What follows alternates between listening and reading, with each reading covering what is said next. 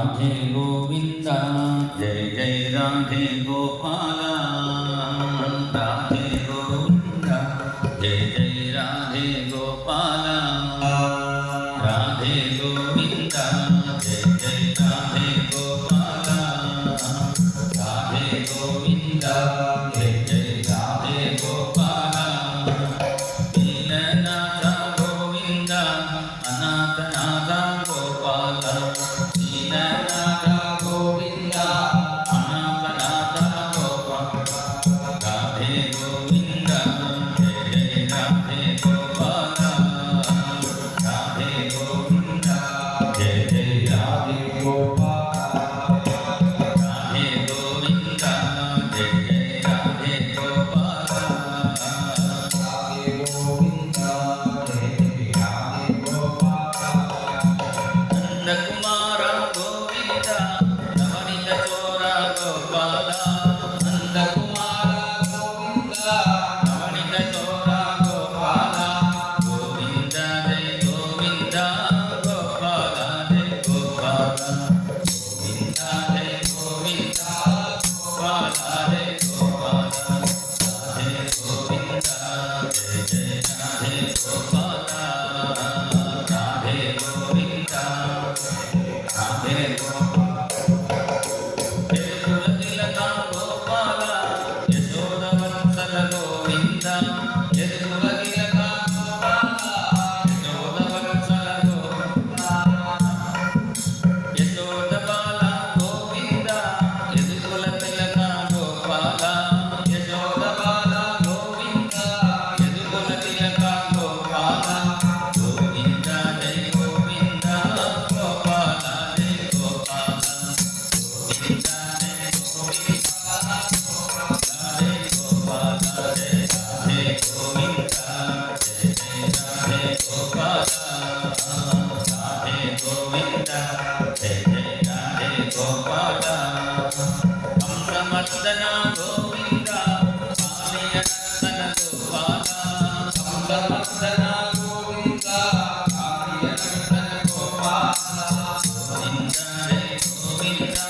गोपाल जय गोपाल गोविंद जय गोविंद गोपाल जय गोपाल राधे गोविंद जय जय राधे गोपाल राधे गोविंद जय जय राधे गोपाल भक्तवत्सल गोविंद भागवत प्रिय गोपाल भक्तवत्सल गोविंद भागवत प्रिय गोपाल गोविंद जय गोविंद गोपाल जय गोपाल गोविंद जय गोविंद गोपाल जय गोपाल राधे गोविंद जय जय राधे गोपाल राधे गोविंद जय जय राधे गोपाल दीननाथ गोविंद नाथनाथ गोपाल दीननाथ गोविंद नाथनाथ गोपाल जय राधे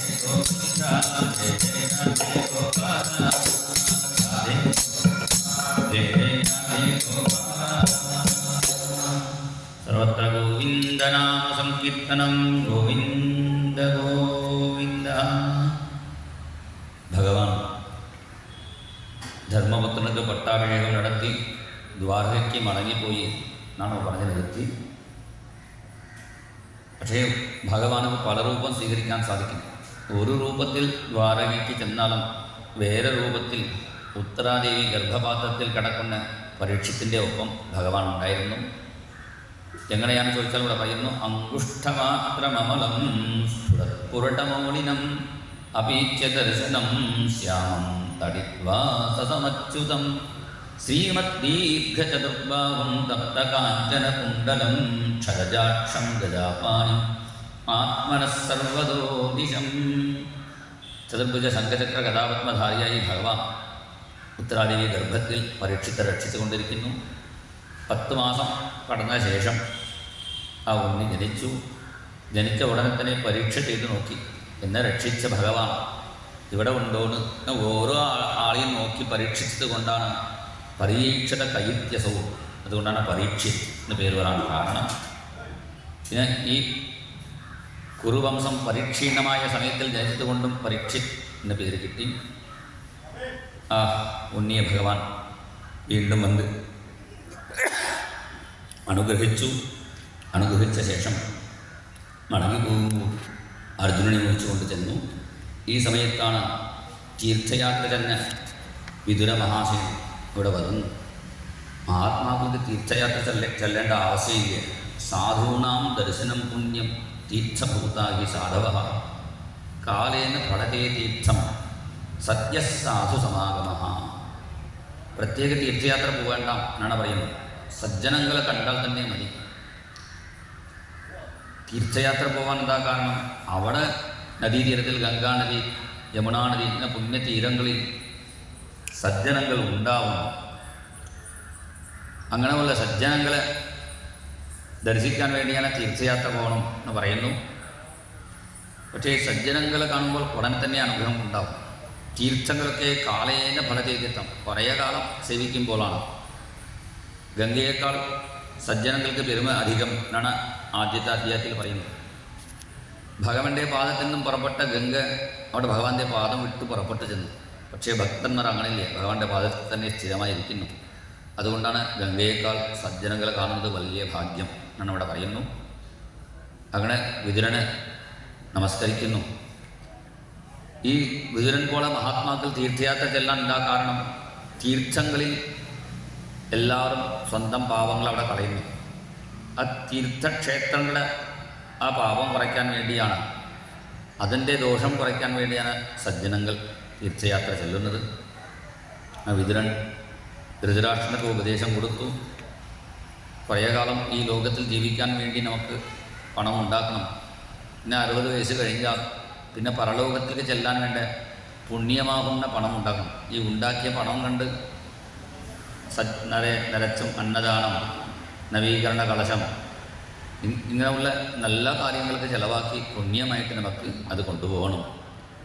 അതുകൊണ്ട് ഇവിടെ ജീവിച്ചത് മതി, പുറപ്പെട്ടോളൂ പറഞ്ഞ് വിതുരൻ ധൃതരാഷ്ട്രനെ വിളിച്ചുകൊണ്ട് ഹരിദ്വാരത്തിൽ ചെന്നു. അവിടെ ചെന്ന് ധൃതരാഷ്ട്രൻ അഷ്ടാംഗയോഗം അഭ്യസിച്ച് ഭഗവാന്റെ പാദത്തിൽ എത്തിച്ചേർന്നു. അദ്ദേഹത്തിൻ്റെ യോഗാഗ്നിയിൽ ആശ്രമം തന്നെ കത്താൻ തുടങ്ങി. അപ്പോൾ പുറത്ത് ചെന്ന ഗാന്ധാരിയും ആ ആശ്രമത്തിൽ ചെന്ന് ആ തീയിൽ ചെന്ന് ഒപ്പം ധൃതരാഷ്ട്രൻ്റെ ഒപ്പം സ്വർഗത്തിലേക്ക് ചെന്നു. പിന്നെ അർജുനൻ ഭഗവാന്റെ ഒപ്പം പോയ അർജുനൻ വന്നില്ലല്ലോ വിഷമിച്ച് ഇരിക്കുമ്പോഴാണ് അർജുനൻ വരുന്നു. പക്ഷേ അർജുനൻ്റെ തേജസ് അവിടെ ഒന്നില്ലേ. അർജുനൻ പ്രലാപം ചെയ്തുകൊണ്ടാണ് വരുന്നു. അങ്ങനെ പ്രവച്ച് വരുന്ന അർജുനൻ നമ്മുടെ ഒപ്പം ഉണ്ടായ കണ്ണൻ ഇവിടെ ഇല്ലല്ലോ എന്ന് പറഞ്ഞുകൊണ്ടാണ് മഹാഭാരതം മുഴുവനും ഇവിടെ അനുസ്മരിക്കുന്നു. കാരണം മഹാഭാരതത്തിൻ്റെ ശരിയായ പേര് എന്താണെന്ന് ചോദിച്ചാൽ കൃഷ്ണകൃപാസാഗരം, ഇല്ലെങ്കിൽ കണ്ണൻ്റെ കാരുണ്യം. കണ്ണൻ്റെ കാരുണ്യം കൊണ്ടാണ് അവർ രക്ഷപ്പെട്ടു. പാണ്ഡവന്മാർക്ക് വലിയ മഹാത്മാക്കളാണ്. ഓരോ ദേവന്മാരുടെ അവതാരമായി ജനിച്ചവരാണ്. ധർമ്മദേവതയുടെ അവതാരമാണ് ധർമ്മപുത്രൻ, വായുഭഗവാന്റെ അവതാരമാണ് ഭീമൻ, ദേവരാജനായ ഇന്ദ്രൻ്റെ അവതാരമാണ് അർജുനൻ.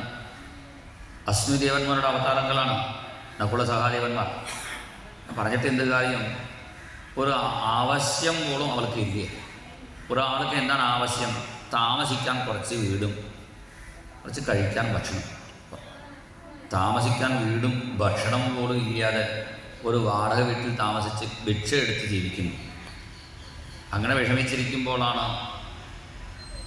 കൃഷ്ണൻ്റെ കാരുണ്യം കിട്ടി. എപ്പോഴാണ്? ഇവിടെ കിട്ടി, ദ്രൗപദി സ്വയംവരത്തിൽ. അവിടെ കണ്ണൻ്റെ കാരുണ്യം കിട്ടിയപ്പോൾ പിന്നെ പാണ്ഡവന്മാർക്ക് മേലും ഉയർച്ച ഉണ്ടായി. അങ്ങനെ പാണ്ഡവന്മാർക്ക് ആ ഭഗവാന്റെ കാരുണ്യം സ്മരിച്ചുകൊണ്ട് ഈ ഭൂമി ഉപേക്ഷിച്ച് അവർ ഹരിദ്വാരത്തിലേക്ക് മുകളിൽ ബദ്രിനാഥ് ആ വഴി കൂടി സതോപന്ഥി യാത്രയാണ് മഹാത്മാക്കൾ പറയും. ആ മഹാത്മാക്കൾ തന്നെ ആ വഴിയിൽ ഗംഗയിൽ ഓരോ സ്ഥലത്ത് ദ്രൗപദി, സഹദേവൻ, നകുലൻ അങ്ങനെ ഓരോരാളും ആ ഗംഗയിൽ ഇറങ്ങി അവരുടെ സ്വന്തം സ്ഥാനത്തിലെത്തി. ഈ പാണ്ഡവന്മാരുടെ സ്വർഗാരോഹണം ഇവിടെ 15-ാമത്തെ അധ്യായത്തിൽ വർണ്ണിക്കുന്നു. ഇത് കേൾക്കുന്നവർക്ക് ലബ്ധ്വാ ഹരൗഭക്തിയും ഉപയേതി സിദ്ധിയും, ഭഗവാനടുത്തിൽ ഭക്തിയും പിന്നെ സിദ്ധിയും മുക്തിയും കിട്ടും എന്ന് പറഞ്ഞുകൊണ്ടാണ് സമർപ്പിക്കുന്നു. നമുക്ക് പുനരുത്ഥാന സമയമായി, സന്ധ്യാസമയമായി. സന്ധ്യാവനമൊക്കെ കഴിച്ച ശേഷം വീണ്ടും ദീപാരാധനയ്ക്ക് ശേഷം നമുക്ക് തുടങ്ങാം. സർവത്ര ഗോവിന്ദനാമ സങ്കീർത്തനം.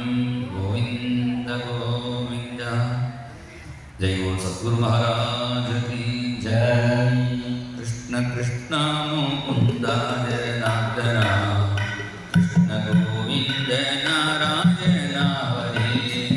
കൃഷ്ണ കൃഷ്ണ മുകുന്ദ ജനാർദ്ദന. കൃഷ്ണ ഗോവിന്ദ നാരായണ ഹരേ. അച്യുതാനന്ദ ഗോവിന്ദ മാധവ. അച്യുതാനന്ദ ഗോവിന്ദ മാധവ. അച്യുതാനന്ദ ഗോവിന്ദ മാധവ. അച്യുതാനന്ദ ഗോവിന്ദ മാധവ. സച്ചിദാനന്ദ നാരായണ ഹരേ. സച്ചിദാനന്ദ നാരായണ ഹരേ. കൃഷ്ണ കൃഷ്ണ മുകുന്ദ ജനാർദ്ദന. കൃഷ്ണ കൃഷ്ണ മുകുന്ദ കൃഷ്ണ ഗോവിന്ദ നാരായണ ഹരേ. കൃഷ്ണ ഗോവിന്ദ നാരായണ ഹരേ. ഗുരുനാഥൻ തുണ ചെയ്ത സന്തതം. സദ്ഗുരുനാഥൻ തുണ ചെയ്ത സന്തതം. തിരുനാമങ്ങൾ നാവിന്മേലെപ്പോഴും. തിരുനാമങ്ങൾ നാവിന്മേലെപ്പോഴും. പിരിയാതെ ഇരിക്കണം നമ്മുടെ. പിരിയാതെ ഇരിക്കണം നമ്മുടെ. നരജന്മം സഫലമാക്കിടുവാൻ. നരജന്മം സഫലമാക്കിടുവാൻ.